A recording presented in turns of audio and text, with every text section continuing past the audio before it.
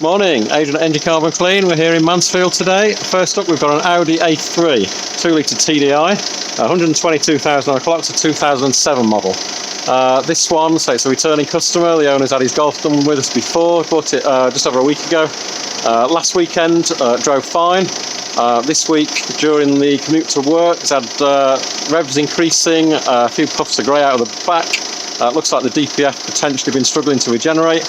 Got the diagnostics in on this one. A couple of engine codes, intermittent, cylinder 3 pump injector valve, and intake manifold runner control difference.